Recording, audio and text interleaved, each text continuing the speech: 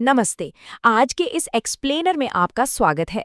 आज हम एक ऐसी माइंड बॉगलिंग एंशंट मिस्ट्री को अनकवर करने वाले हैं जो सीधे दूसरी सदी बीसीई यानी आज से करीब 2000 साल पहले की ग्रीक और इंडियन हिस्ट्री को आपस में जोड़ती है।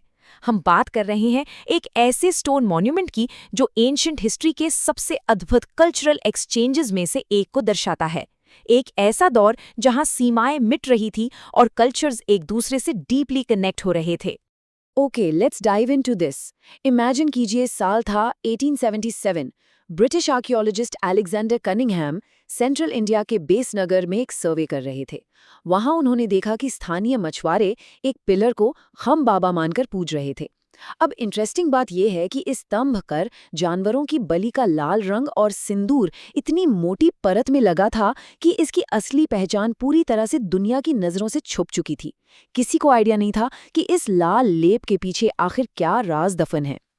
अब यहाँ एक बहुत ही फैसिनेटिंग सवाल उठता है, एक एंशिएंट ग्रीक एम्बेसडर का नाम सेंट्रल इंडिया के एक हिंदू मॉन्यूमेंट पर आखिर कैसे आ गया? जब वर्षों बाद इस पिलर पर से उस लाल पेस्ट की मोटी परत को बहुत सावधानी से हटाया गया तो लिटरली एक टाइम मशीन की तरह इसने हमें सीधे 1113 बीसीई के दौर में पहुंचा दिया। और एक ऐसी सच्चाई उजागर हुई जिसने इतिहासकारों के होश उड़ा दिए। अगर आप इस स्तंभ के निचले खुरदुरे हिस्से पर ध्यान दें तो एंशिएंट ब्राह्मी लिपि के निशान उकेरे हुए मिलेंगे। ये लेटरिंग सिर्फ कोई रैंडम डिजाइन नहीं थी, ये एपिग्राफिक एविडेंस का एक एब्सोल्युटली क्रूशल हिस्सा थी। ये सिर्फ एक पत्थर का टुकड़ा नहीं था, बल्कि एक जिंदा हिस्टोरिकल डॉक्यूमेंट था जो सदियों से भूली हुई एक ऐसी कहानी बयान कर रहा था जिसके बारे में किसी ने सोचा तक नहीं था। तो जब फाइनली इस एंशिएंट ब्राह्मी लिपि को ट्रांसलेट किया गया तो इंस्क्रिप्शन में साफ शब्दों में लिखा था, वासुदेव जो देवों के देव हैं, उनका यह गरुड़ स्तंभ भक्त हेलियोडोरस द्वारा यहाँ स्थापित किया गया, जो टैक्सिला का निवासी है, जिसे महान योना यानी यवना राजा एंटिलकिदास ने भेजा था। Just think about that for a second. एक एंशिएंट ग्रीक एम्बेसडर एक हिंदू देवता के सम्मान में एक स्तंभ खड़ा कर रहा था।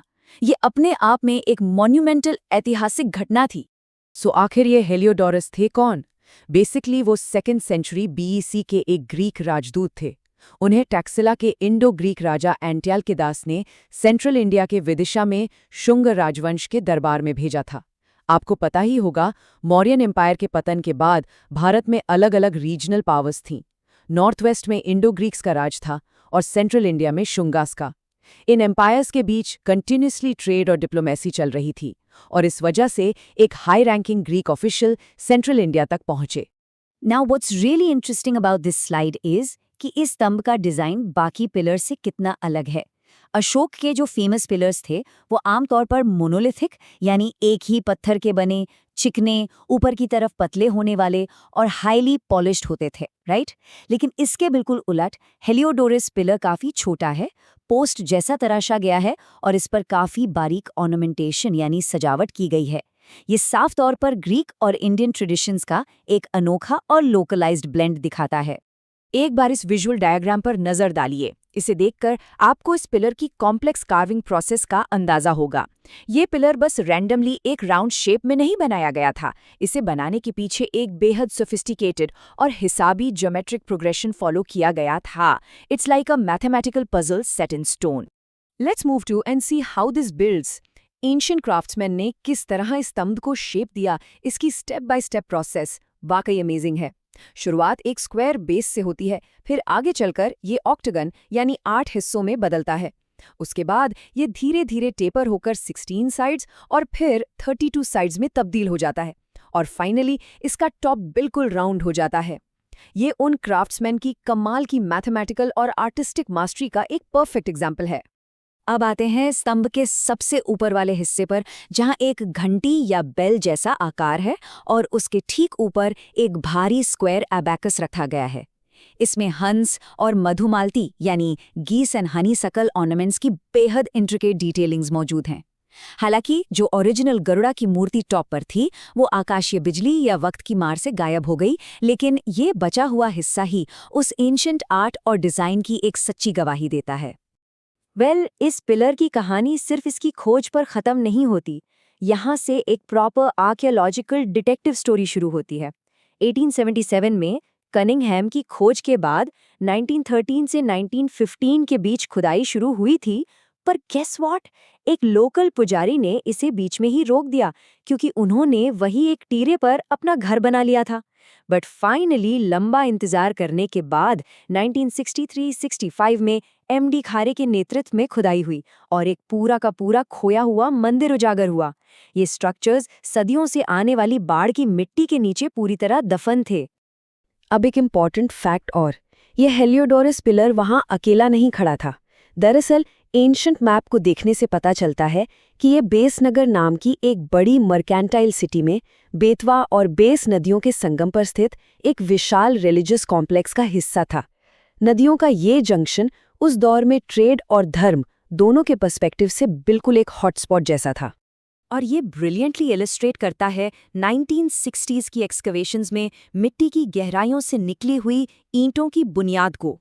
इन ब्रिक फाउंडेशंस ने एक बहुत बड़ा राज खोला। इस एंशिएंट वासुदेव मंदिर का आकार अंडाकार यानी एलिप्टिकल था, जिसमें ईंटों को गोलाई में सजाया गया था।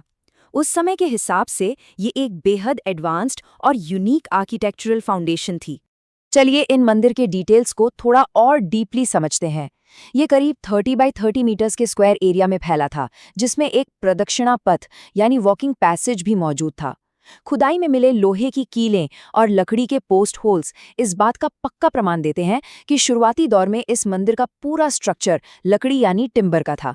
और हाँ, ये पिलर वहां अकेला नहीं था, बल्कि ऐसे ही 8 पिलर्स मंदिर के सामने एक प्रॉपर अलाइनमेंट में खड़े थे। अब वापस पिलर पर चलते हैं, क्योंकि वहां एक दूसरी छोटी इंस्क्रिप्शन भी मिली है। इसमें हेलियोडोरस के डीप स्पिरिचुअल विश्वास को इन पावरफुल शब्दों में उकेरा गया है। 3 अमर उपदेश जिनका पालन करने से स्वर्ग मिलता है: आत्मनियंत्रण, दान और जागरूकता, यानी सेल्फ रेस्ट्रेंट, चैरिटी और consciousness. So the crucial point is, ये जो 3 प्रीसेप्ट्स है ना, आत्मनियंत्रण, दान और जागरूकता, ये एग्जैक्टली वही आदर्श है जिन्हें हमारे महान एपिक महाभारता में समझाया गया है। ये कोइंसिडेंस नहीं है, ये एक जोरदार प्रूफ है कि उस दौर में कल्चर्स के बीच कितनी गहरी फिलोसॉफिकल एक्सचेंजिंग होती थी। एक ग्रीक व्यक्ति ने इन भारतीय आदर्शों को सिर्फ पढ़ा नहीं, बल्कि अपनी जिंदगी का पूरा हिस्सा बना लिया था। इस पिलर की लेगेसी सीरियसली अनमैच्ड है। एक तो ये वैष्णविज्म का अर्लीस्ट एपिग्राफिक यानी रिटन एविडेंस माना जाता है। दूसरा, ये इंडो ग्रीक रिलीजियस सिंक्रेटिज्म को पूरी तरह से साबित करता है। ये दिखाता है कि एंशिएंट इंडिया में रिलीजियस प्रैक्टिसेस कितनी ओपन और इंक्लूसिव होती थी। बाहर से आने वाले लोग कैसे यहाँ के स्थानीय विश्वास में डीपली इंटीग्रेट हो रहे थे। हेलियोडोरस पिलर इसका लिटरली सबसे परफेक्ट एग्जाम्पल है। तो फाइनली ये सब हमें एक बहुत ही प्रोफाउंड सवाल पे लाके खड़ा कर देता है। क्या ये 2000 साल पुराना पत्थर का स्तंभ इस बात का नजरिया पूरी तरह बदल देता है कि एंशिएंट एम्पायर्स कैसे अपने डीपेस्ट स्पिरिचुअल बिलीफ्स को आपस में शेयर करते थे? ये मॉन्यूमेंट सिर्फ हिस्ट्री के एक चैप्टर का हिस्सा नहीं है, ये इस बात का सबूत है कि ज्ञान, विश्वास और कल्चरल कनेक्शन की आखिर कोई बाउंड्री नहीं होती। सच्ची में ये सोचने वाली बात है। आज के इस एक्सप्लेनर को देखने के लिए आपका बहुत बहुत शुक्रिया।